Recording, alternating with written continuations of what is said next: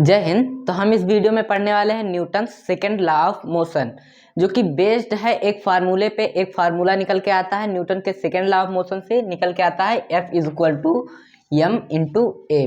F is equal to m into a निकल के आता है। तो न्यूटन का सेकंड लॉ ऑफ मोशन क्या कहता है, पहले उनके स्टेटमेंट को जान लेते हैं। तो न्यूटन का सेकंड लॉ ऑफ मोशन कहता है कि the rate of change of momentum is directly proportional to the applied force. क्या कहता है?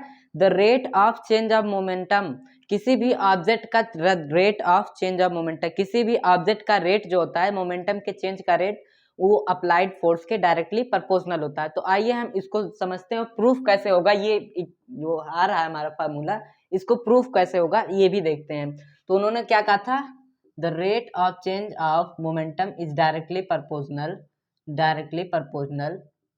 यहाँ पे हम डेल्टा पी लिखेंगे, क्योंकि चेंज क्या होता है, डेल्टा पी, डेल्टा ई लिखते हैं। ये चेंज का साइन होता है कि मोमेंटम में चेंज हो रहा है। तो मोमेंटम के बारे में जान लेते हैं। तो मोमेंटम क्या होता है? Momentum is a power of motion, is a power of motion होता है। तो मोमेंटम इज इक्वल टू होता है m into v, mass into velocity.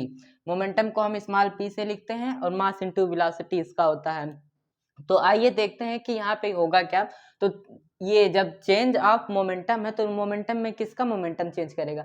ये अपना ही मतलब मोमेंटम ही तो चेंज करेगा। तो मोमेंटम हम किसका ले सकते हैं? तो ले सकते हैं एक फाइनल वेलोसिटी का ले सकते हैं, एक इनिशियल वेलोसिटी का ले सकते हैं। तो P1 ले सकते हैं और माइनस P2 ले सकते हैं कि नहीं? और फिर अपॉन T लेंगे। तो हमारा P1 क्या बन रहा है? तो P1 हम मान लेते हैं एक फाइनल वेलोसिटी बन रहा है, ये इसका वाला। और P2 हमारा m इंटू u बन रहा है। ये हमारा इनिशियल वेलोसिटी का है, ये फाइनल वेलोसिटी का। तो हम यही चेंज होगा ना, इसके बीच का निकालने के लिए हम फाइनल वेलोसिटी में से इनिशियल वेलोसिटी को वाले को माइनस कर देंगे। तो आइए इसका वैल्यू जो है हम पुट कर देते हैं इधर में। F इज डायरेक्टली प्रोपोर्शनल, यहाँ P1 का वैल्यू है m v minus m u upon, ये जो द रेट होता है, तो रेट के लिए हम टाइम यहाँ पे लिख देते हैं। जब भी रेट आएगा तो नीचे अपॉन में करके टाइम लिख देंगे। तो अब इसमें से देखिए, इसमें से यम हमारा कॉमन हो सकता है, तो यम को हम कॉमन ले लेंगे। तो यम को कॉमन ले लिए, v माइनस यू बच गया हमारा, और अपॉन टी।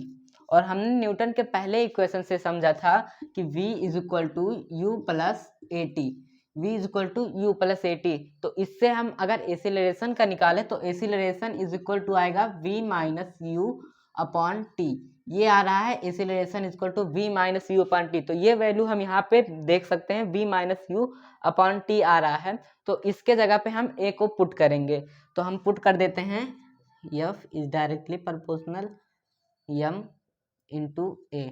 अब जब कोई प्रोपोर्शनल हटता है तो उसके लिए कोई कांस्टेंट लगता है।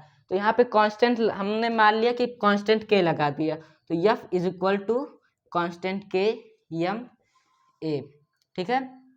तो हम इस कांस्टेंट k को, k हमारा कांस्टेंट है, k को 1 मान लेंगे। तो k को 1 मानेंगे तो हमारा क्या आ जाएगा? F is equal to, k को हमने let k is equal to 1, k is equal to 1। तो ये हमारा आ जाएगा m इंटू ए। तो ये हमारा प्रूफ हो चुका है फार्मूला, जो कि फोर्स होता है मास इंटू एसिलरेशन के बराबर। आइए अब इसका यूनिट देख लेते हैं कि इस फोर्स का यूनिट क्या होगा, जो कि इस फार्मूले से हमने निकाला। तो इसी फार्मूले से देखेंगे कि इसका यूनिट क्या होता है। तो पहले हम फोर्स का यूनिट निकालने के लिए देखते हैं, फोर्स बराबर होता है मास इंटू एसिलरेशन के।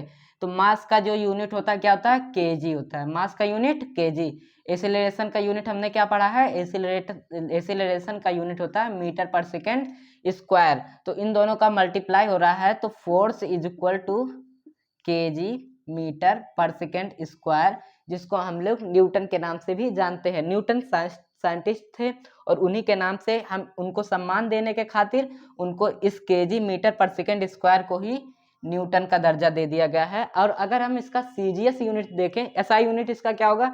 एसआई यूनिट होगा न्यूटन, न्यूटन इसका एसआई यूनिट हो गया। और सीजीएस यूनिट में देखें तो इसका यूनिट क्या होता है? डाइन होता है, ठीक है, डाइन, DYNE। और अगर कोई पूछे आपसे कि 1 न्यूटन इज इक्वल टू कितना डाइन होता है, तो 1 न्यूटन इज इक्वल टू 10 पे पावर 5 डाइन होता है। 1 न्यूटन इज इक्वल टू 10 पे पावर 5 डाइन। तो ये हो गया all about Newton second law of motion. और मिलते हैं अगले वीडियो में कुछ नए टॉपिक के साथ, कुछ नए अंदाज में। जय हिंद।